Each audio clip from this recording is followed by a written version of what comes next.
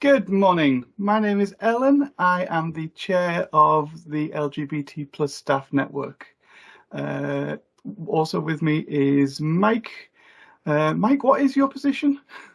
I know you're a doctor type person, but other than that, Yeah, I'm Mike Wilkinson, former chair of the network, albeit fairly briefly, but I've been an active member of the network since it began. I'm a specialist geriatrician at the QE. cool. Oh yeah, and I work on the health roster system as well. I guess I should probably say that. So Mike and I are here today to answer the questions that you gave us last week. We've got 3 or 4 of them, so we shall zip through them and try and answer them as well as we can. Okay, so the first one is, what kinds of things might a person who is lesbian, gay, bisexual, or transgender go through when coming out? And for this one, I'm going to let Mike start because it's just too easy. Indeed, that is a tough question, really tough, and I think it very much depends on a number of factors. I suppose where you live, particularly which country, because still to this day, being coming out as LGBT plus in some countries is still illegal and can carry very significant penalties and offences and even death in some countries. And so I think in in the UK, we're very much fairly privileged when it comes to something like that. But even then, there is a lot of difficulties and challenges there, isn't there? I wonder if it might be worth kind of sharing our stories just as an example, because some of that will ring true for some people, and I guess for some, actually, coming out may not be kind of as difficult, but I think that there are some kind of more generic challenges for everyone. Starting by, I mean, for myself, because I'm an openly, gay member of staff. When I was a teenager and kind of, you have those, I don't know, thoughts, attractions, and kind of feeling that you're a bit different. I went through kind of a spell of, is it, am I bisexual? Am I just going through a phase? Am I going to, be straight later? This is just something that, everyone kind of goes through. And then as time goes on, you do realize that, actually, no, I am I was attracted to men, and kind of realizing it yourself takes a long time. It's like that kind of discovery, but then kind of choosing to take that next step and let other people know, that's hard, particularly at that time in your life when you're in school, high school. How will your friends take it? How will your parents take it? How will your grandparents, etc., who might be from they're from a different generation, a different kind of thought about that kind of thing. Is it going to result in you being bullied at school? They're all things that run through your mind. And as who's somebody who's heterosexual, they don't have to kind of have those kind of thoughts and those challenges. So when you do come out, you kind of want to be as certain as you can be that this is you, really. And even then, it's a bit like, well, is it? There's so many other aspects of the LGBT plus community. You might fall in, you might kind of be more than just that, like a gay person. So yeah, for me, it took a while, and I kind of confided in friends first, because I was quite worried about confiding in parents. And yeah, I was quite worried because even the school I went to, like, it's a really good school, but there were other, not many, but there were other kind of other people at school who were openly gay, or let's say like quite flamboyant, and they, you know, they were targeted because they were very clearly different. And it's like, I said, I don't really want to do that myself, because, you know, I'm going to end up getting targeted potentially. And, you know, and I'd already suffered from problems with bullying, you know, growing up for other reasons. I didn't want to give them another reason. So yeah, eventually did come out to a select number of friends, and then to my mum. And as I've said on a previous kind of podcast where we've kind of like coming out stories, I mean, initially I thought that went well because I just did it with my mum quite opportunistically. I think she was watching a program and it had a reference to a gay member of the cast, and she was like, you know, if you were that way inclined, I would be fine with it. And so I kind of used that as my opening gambit. Well, you know, actually, you say that, and she was like, "Oh, right, okay," and she took it fairly well initially, and then there was the chat that she must have had with my stepdad, because my family split up, my mum and dad split up when I was young, and things changed.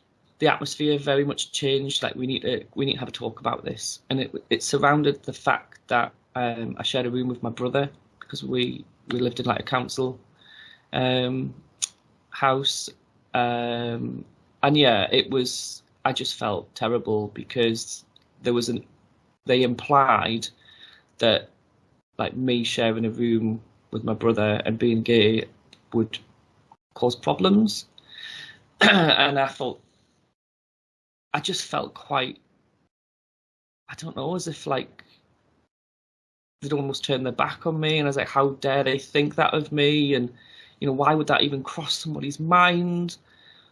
You know, to the point that actually I moved out and lived with my grandparents for a while. I don't think they really knew why.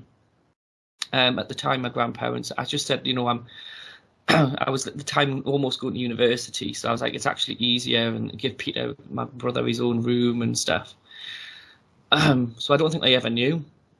And then on the flip side, going to university, completely different story, completely different. Like, you know, I was able to kind of surround myself with friends who found that really acceptable, and for the first time in my life, I could actually be my own, like, be who I was.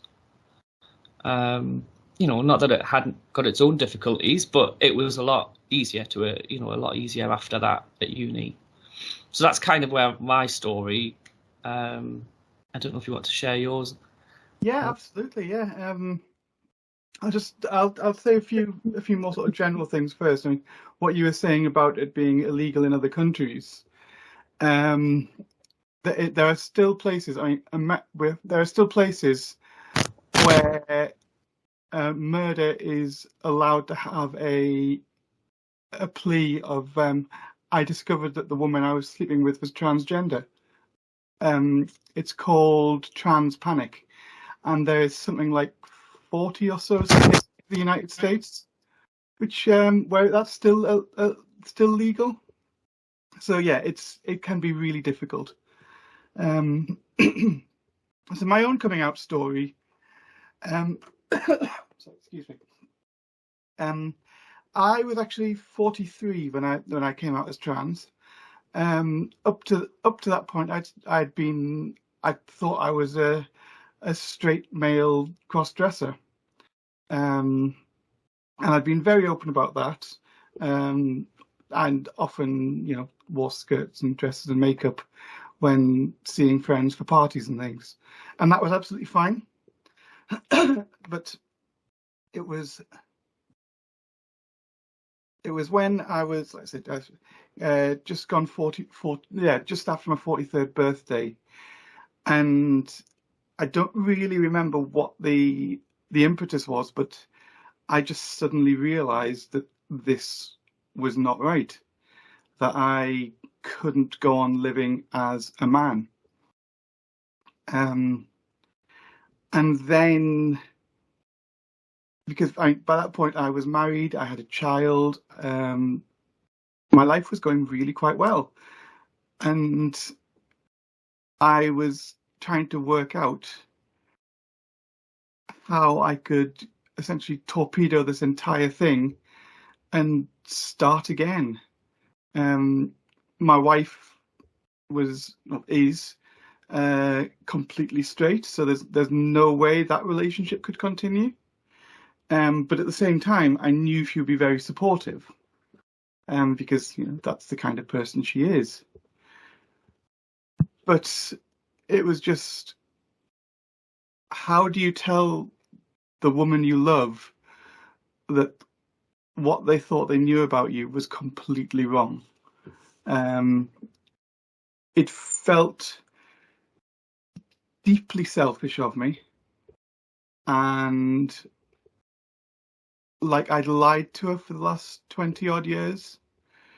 I hadn't, because I didn't know myself. I was deeply, deeply in the closet. So deep in the closet that I had friends in Narnia. So it took around about 6 months from that first point of realizing that I needed to do this to actually being able to tell her. It actually happened at about 2 a.m. when I just couldn't sleep and was tossing and turning, and woke her up, and she asked me, because she'd asked me several times already and I just hadn't said anything, but she asked me, what's wrong? And I finally managed to tell her. And from that point on, that's the point when I consider myself to have started my transition, once I told her. And so after that, it was a case of getting myself referred to the gender identity clinic, starting to live as myself, which took it was about another 7 or 8 months before I was able to live fully as Ellen. And that was a weird time. It started to feel like I was cross-dressing as a man when I was being him. It was and then started to come out to friends and family. Most of my friends, it was fairly easy to do, because I say they were happy with me as as a cross-dressing man, and this was just sort of another step almost. My parents were quite difficult. Similar to you, Mike, it was sort of, with my mom, it was sort of an opportunistic thing. We'd just been out for a in inverted commas mother and daughter sort of pamper session, but it was actually mother and cross-dressing son as far as my mom was concerned. And I wasn't actually planning on telling her that day, but we were walking through a shop, a clothes shop, and going through the sort of the kids section, and I said that I had what I called sort of retroactive jealousy of the little girls' clothes because they were so cute. And she asked me if I would have liked to have been dressed like that when I was little, and I said, yeah, absolutely. And then she said something along the lines of, have you ever thought about living as a woman? And at that point it was like you, it was, well, actually, and took it from there. She was pretty much fine with it. She found it difficult to begin with, because it was thrown on her from suddenly. But she very quickly became one of my biggest supporters, and accepted me as her daughter, which was absolutely wonderful. Most of my friends, like I say, were absolutely fine. I lost one who came out as a transphobe quite quickly, which was fun. But yeah, it's to be honest, I had a relatively easy outing, because I'd kind of laid the groundwork before with the whole cross-dressing thing. Mm-hmm. But yeah, I certainly, my life changed very quickly over the last few years, to the extent that I'm now single, and openly trans, openly lesbian, and trying to live my best life. Yeah. Oh, that's a very powerful story. Yeah, yours. Yeah, I think a good coming out story is always a good coming out story. Mm-hmm. Shall we move on to the next joke, or is there anything else you need? The next joke? That's because I'm reading what the question is. The next question. Next, I suppose the only thing to add to that would be that, I mean, everyone's going to have a very different story, aren't they? Some of the other kind of common themes are like around children. It's like, that was one of the things that came up in the conversation, like after I'd come out to my parents, or, we're never going to have children now. And, I mean, things are a lot different. Adoption, example, surrogacy, etc.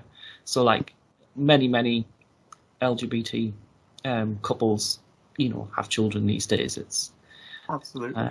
But yeah, that was one of the things that was brought up at the time, and it makes you feel incredibly guilty, because they're like, you're being selfish type thing. Yeah. I mean, that was one of the things, actually, which I didn't mention, was one of the issues. In a way, the biggest issue I had was what was going to happen with my kid.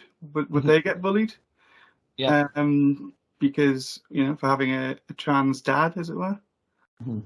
Unfortunately, it didn't happen, and when I saw their friends, they were completely accepting, and actually, Max knew quite a few had friends who were at least non-binary, and there was a trans boy in Max's year.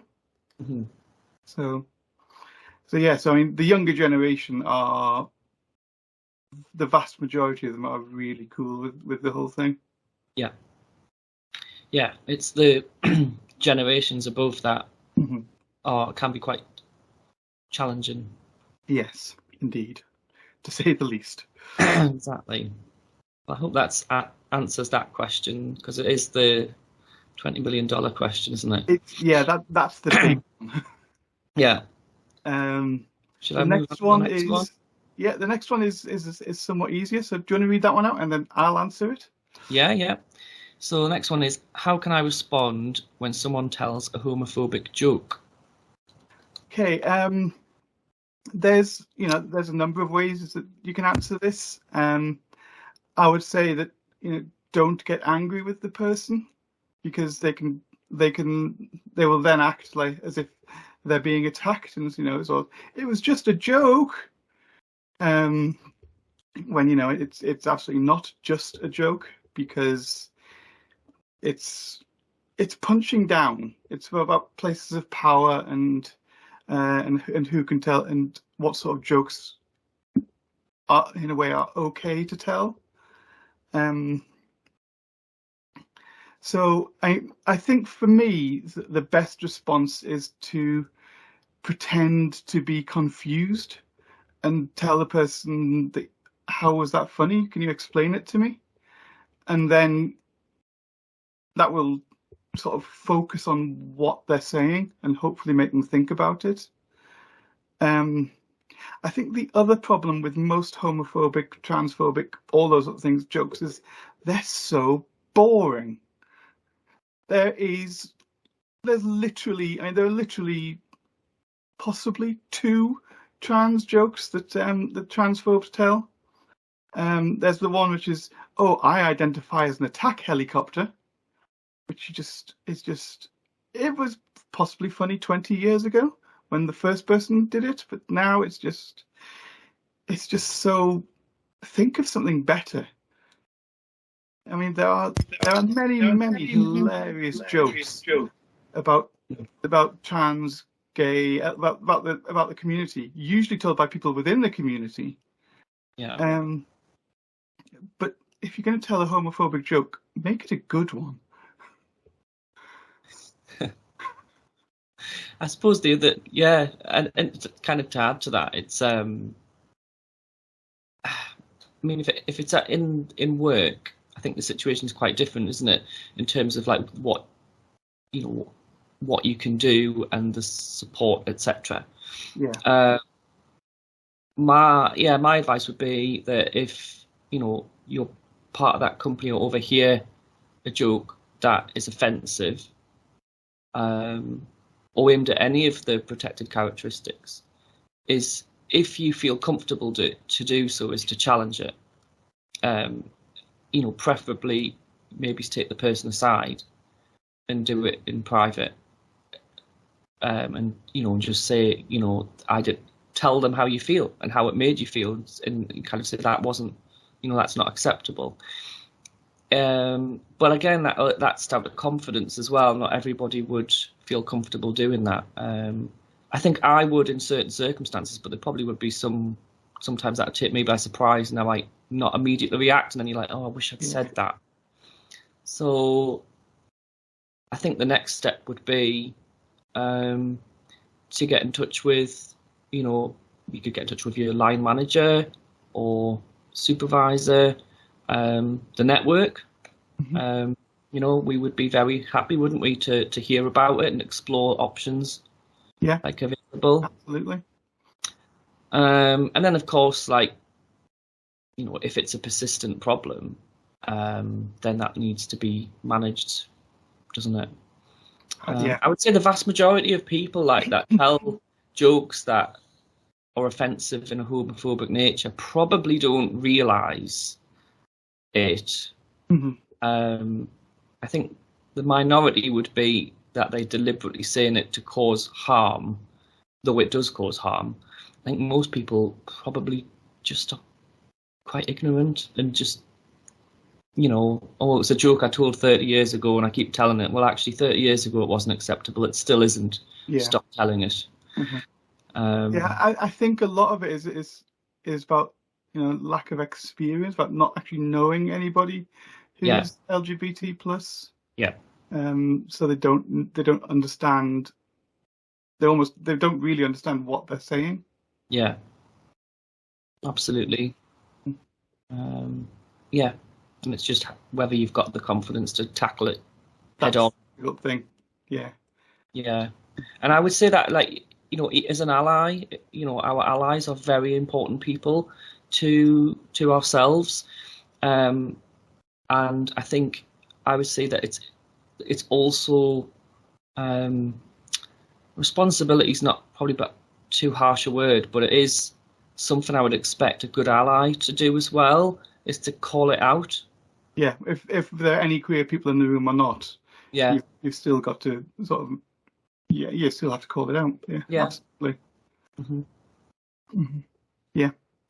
Okay, I think that one's... I think, that sounds about there.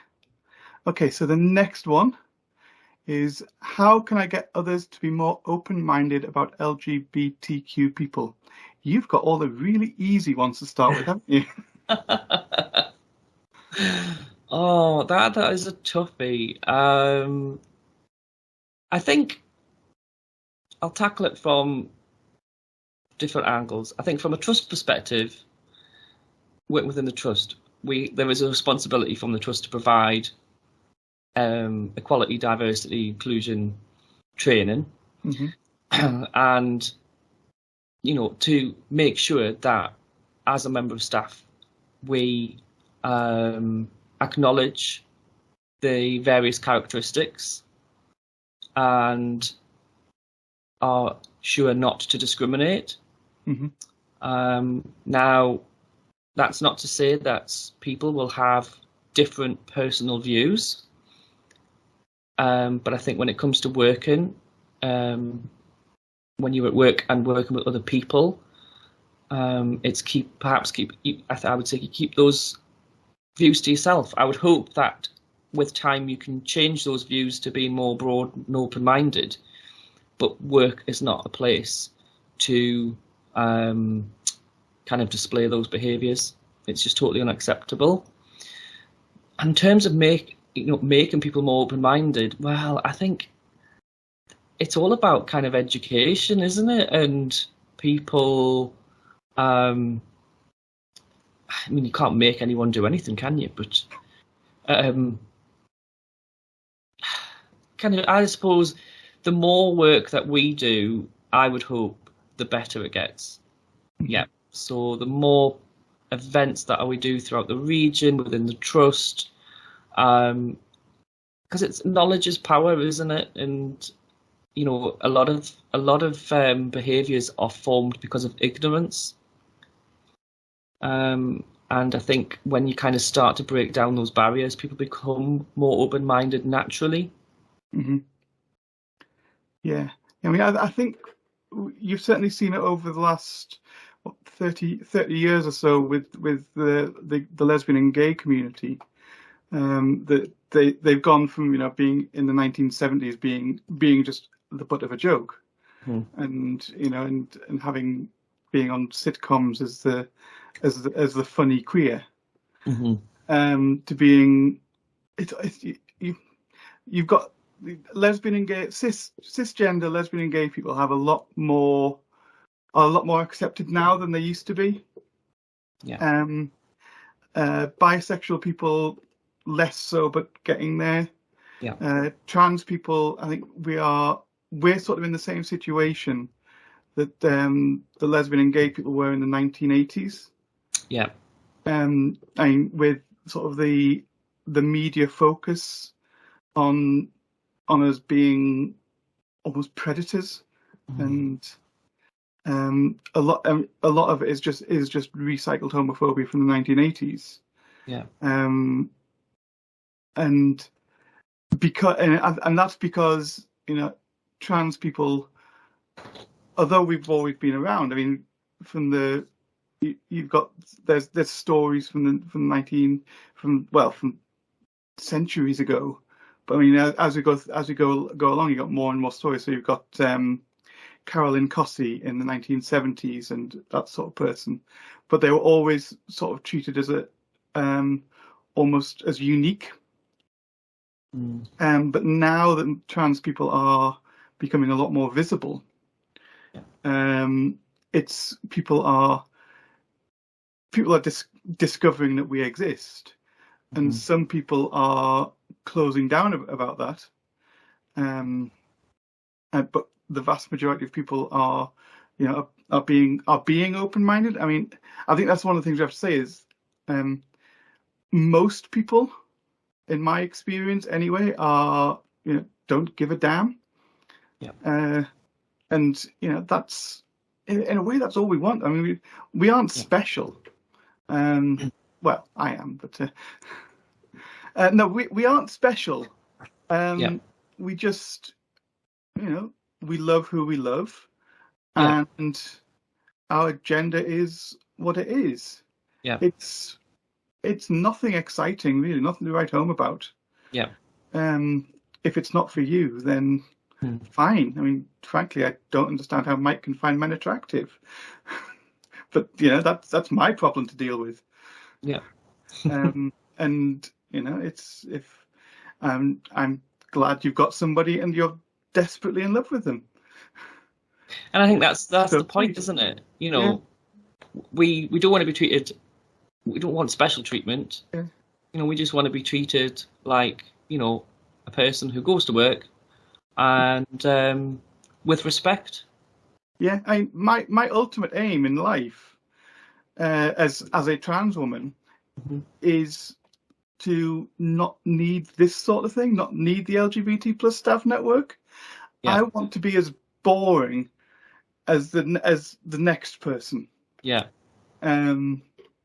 That, you know, what gender I was assigned at birth and what I am now and who I love and all that is nobody cares. That's what I want.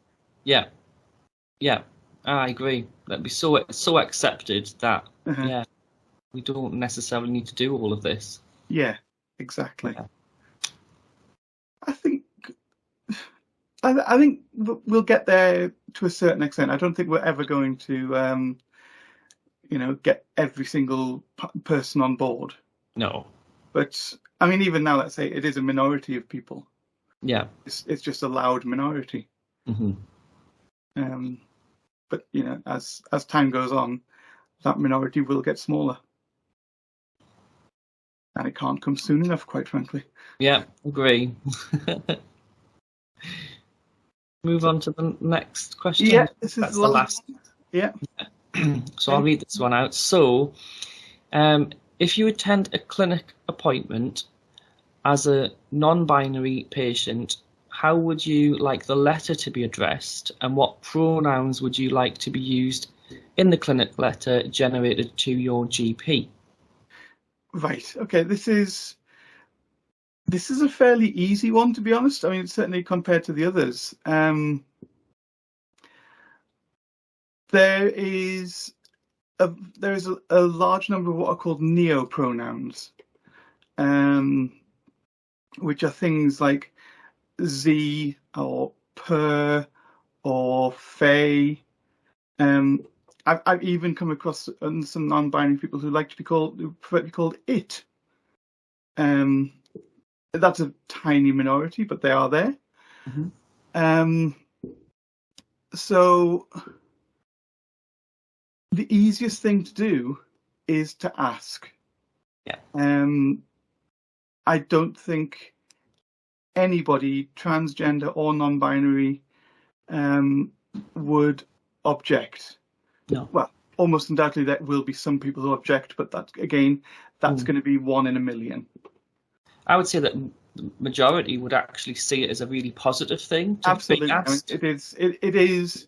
It shows that you care and that you're thinking about it.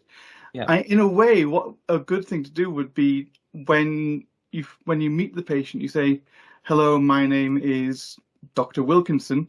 My pronouns are he and her, he and him, he and him." Yeah, that one could be he and her. So you make the first move about showing that you understand the person's needs, and it doesn't matter whether the person is non-binary, cisgender, trans, agender, or whatever. The fact that you are saying this to the person means that you are thinking about being open and accepting. And having said that, the vast majority of non-binary people, certainly in my experience, go by they, them. Yeah. Which I know a lot of people find quite difficult to get their head around. Yeah. Because it is generally a plural pronoun. Yeah. But English is a wonderfully flexible language, and words take on new meanings all the time. And in a way, they as a singular pronoun has been in usage for hundreds of years. So it takes a little bit of getting used to. Yeah. But once you've done it for a while, then it feels quite natural. Yeah. And as for the way letters to be addressed, again, ask. The honorific could be the most common honorific for non-binary people is MX, which is just MX. But there's absolutely no reason why a non-binary patient can't be a doctor. So they may want to be called doctor person. Who? Well, yeah, I mean, it's interesting, isn't it? Because doctor is in itself a gender neutral pronoun, isn't it? Absolutely, yeah. Yeah, our systems, I know that I kind of know a little bit of background to this question. I know our systems don't have any other, don't have a pronoun for a non-binary person who's not got any other honorific status. I mean, we've got prof, we've got doctor, but if the person is neither of those, I know MX doesn't, at this moment in time, though maybe by the time people are watching this, it's changed, doesn't exist. And I think that would be great if we could adapt our systems really simply to just have that. Because I think when I was discussing it, the only option, if you don't put anything down, is then it comes up as unknown. And who wants, that's a terrible thing to generate on a letter. So I think we need to, as a trust, take action on that pretty quickly and just put the MX in there. But as you say, it's about asking, isn't it? Yeah. If you don't ask, you don't know. Absolutely, yeah. Yeah, it's just, be in a way, be vulnerable. Yeah. Show that you are that you don't know, and people will respond well to it. Yeah. It's just admit it and just say, look, actually, I'm not. Just showing that you've got some vulnerability. Just say, I don't know what to do in this situation. Can you help me? Like, what would you like me to do? Yeah. I mean, whenever I introduce myself to a patient, I mean, I must admit, I don't say my pronouns. Perhaps I should. Maybe partly that is because a lot of my patients are like older generation and may not understand what that means. It might be a bit like what you're going on about. But what I always do is I always say, hello, and how would you like me to refer to you? Yeah. Because some people go by their middle name, for example, and you don't know that unless you ask. Some people, they have although their first name's like, I don't know, say William, they prefer to be called Bill. So, I just do it to everyone. Just say, what would you like to call you? Absolutely, yeah. And then that's that opening statement. It allows them to say, well, actually, you would hope that, say the person was non-binary, they say, well, actually, this is my name. And then that hopefully will allow them to give you the pronouns as part of it. Yeah, I mean, if you open the door for that sort of information to come out, then I think often it will. Yeah. I mean, I have to say, I mean, I'm talking about this from a position of not being non-binary. Yeah. But I know a lot of non-binary people who are, and so I've talked to them quite a lot about this sort of thing. Yeah. So I hope I'm putting across their view as accurately as I can. I mean, I'm just wondering whether people that are listening in understand what non-binary. That's a good point. Yeah. So non-binary is somebody who it generally means somebody who does not identify as either male or female. It's not necessarily a spectrum where I've got male at one end, female at the other. It's more sort of like a three-dimensional box where male is. It's really difficult to explain. It's somebody who does not identify as either male or female. Yeah. And under that very broad umbrella comes various other things. So the people are gender fluid. So they may identify as male one day, female the next, and neither the next. They may be agender, which means they don't have a gender at all. And yeah, I mean, there are almost as many different ways of being non-binary as there are non-binary people. Yeah. But essentially, it is just, this person is not male and not female. Yeah. I think one of the key messages, isn't it, is that biological sex and gender identity are completely different things. Yes. I think that's some people really struggle to understand that. They're like, well, if you're a man, you're a man. If you're a woman, you're a woman. No, it's separate. Your biological sex is one thing, but your gender identity can be very different. And this is what we're talking about, isn't it? That it's the identity. Yeah.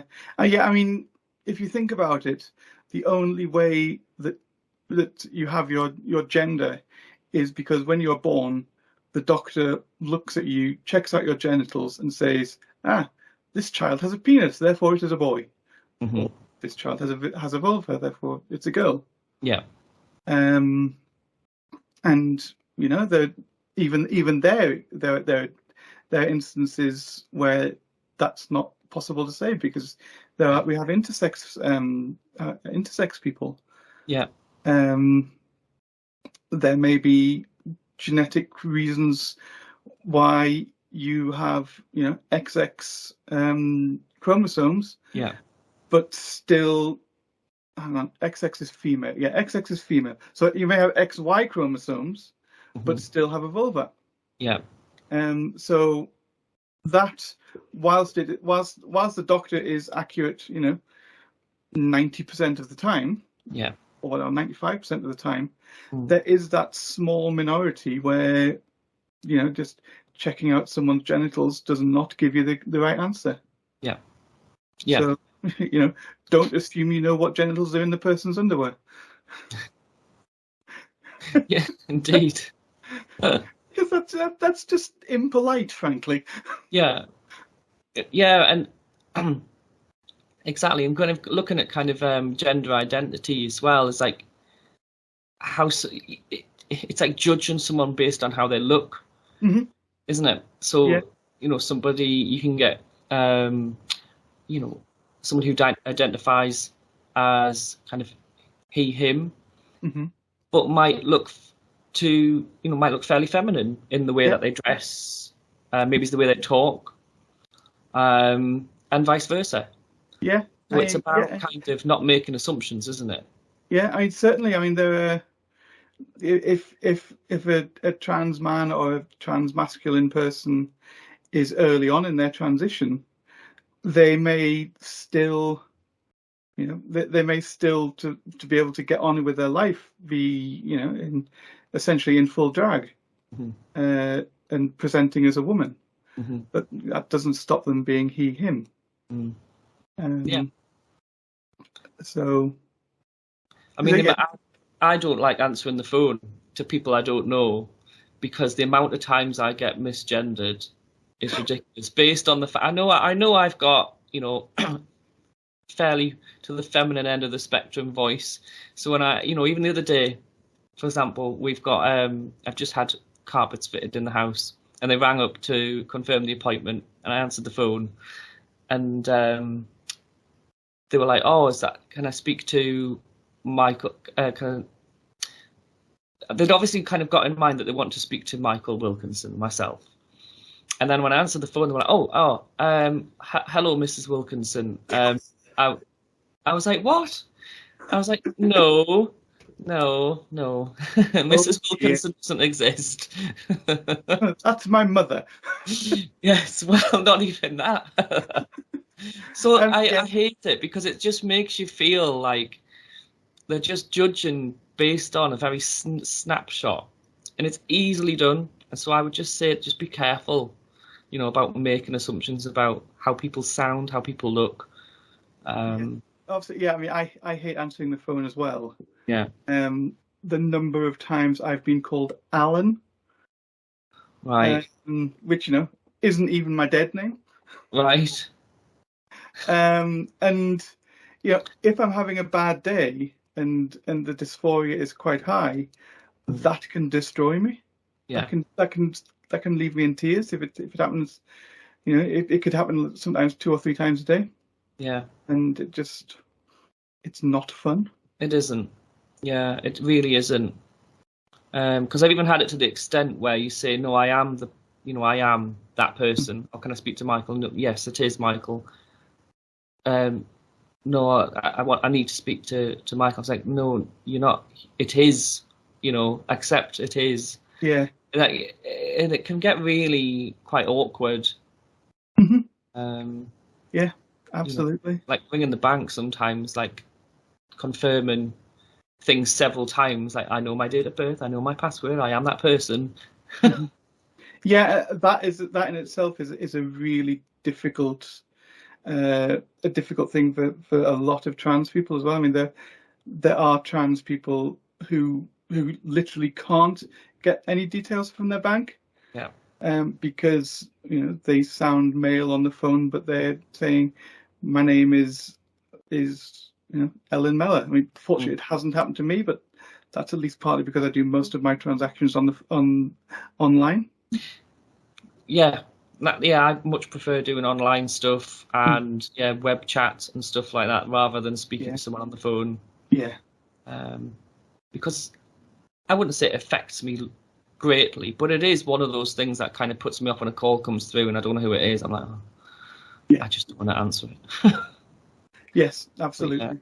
I might have went slightly off topic there, but I suppose it's all about that spectrum, isn't it? Yeah, I think it's just I think we're talking around the topic, not off topic. Yes. I think that, from what I saw, that was the last question. Yes, that was the last question. So unless there's anything else you want to add, Mike? I suppose it would just be that, as a network, we are here. We're happy to be contacted. We have an email address, Facebook account, Twitter.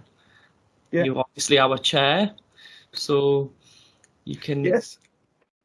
Yeah, if you don't have to stop asking questions just because we've had this 1 week of having a question and answer thing open.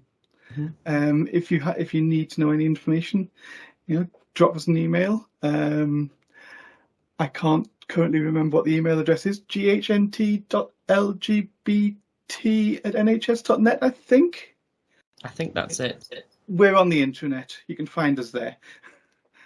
And our Twitter account is at @GHNTLGBT. So you can DM us there as well if you want to ask a question. Yeah. Okay. I think we're done. Thank you very much for joining me, Mike. Yeah. This has been good. Yeah. Thanks for those listening in. Yes. Hope it's been helpful. And thank you to those who asked the questions. Okay. Thank you. Goodbye.